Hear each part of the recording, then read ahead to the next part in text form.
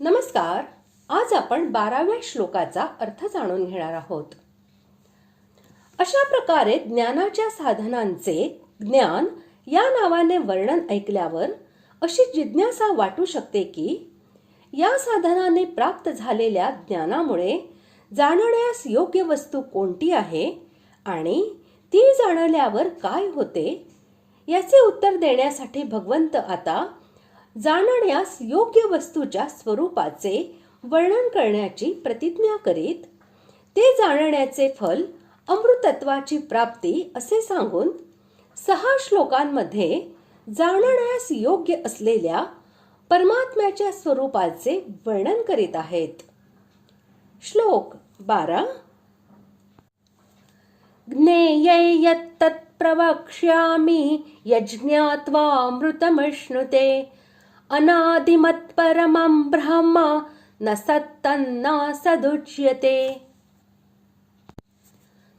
श्लोकाचा अर्थ जे जाणण्याजोगे आहे आणि जे जाणल्यामुळे मनुष्याला परम आनंद मिळतो ते चांगल्या प्रकारे सांगतो.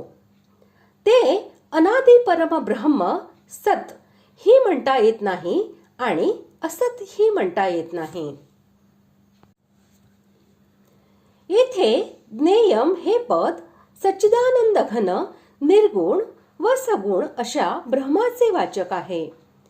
कारण याच प्रकरणात स्वतः भगवंतांनी त्याला निर्गुण आणि गुणांचा भोक्ता असे म्हटले आहे. अमृत हे पद येथे परमानंद स्वरूप परमात्म्याचे वाचक आहे.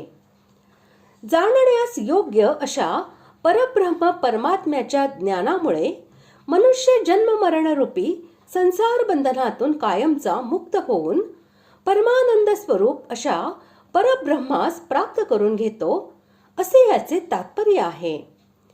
यालाच परमगती आणि परमपदाची प्राप्ती असेही म्हणतात. अनादिमत या पदाचे तात्पर्य असे की याच अध्यायाच्या 19व्या श्लोकात भगवंतांनी प्रकृती आणि जीवात्मा यांना अनादि असे म्हटले आहे.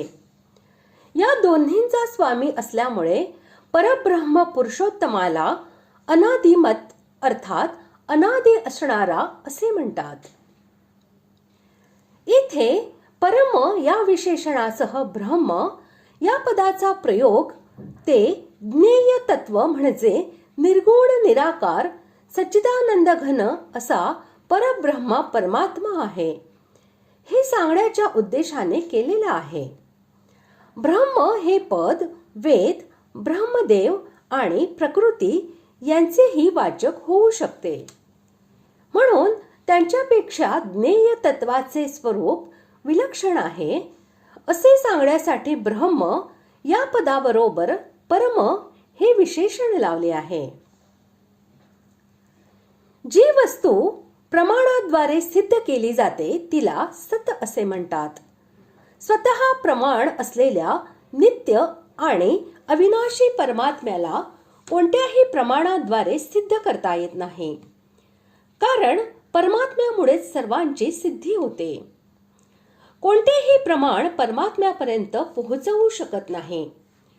श्रुतीनेही म्हटले आहे की त्या जाणणाऱ्याला कसे जाणता येईल. प्रमाणांनी जाणता येणाऱ्या वस्तूपेक्षा तो अत्यंत विलक्षण आहे. म्हणून परमात्म्याला सत असे म्हणता येत नाही. तसेच ज्या वस्तूचे वास्तविक अस्तित्वच नसते तिला असत असे म्हणतात.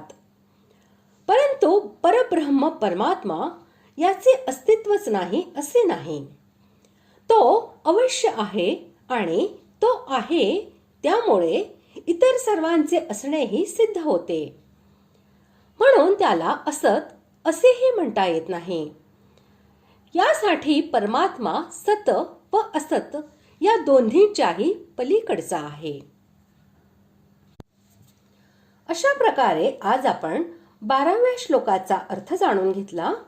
पुढील भागात आपण 13व्या श्लोकाचा अर्थ जाणून घेणार आहोत. धन्यवाद.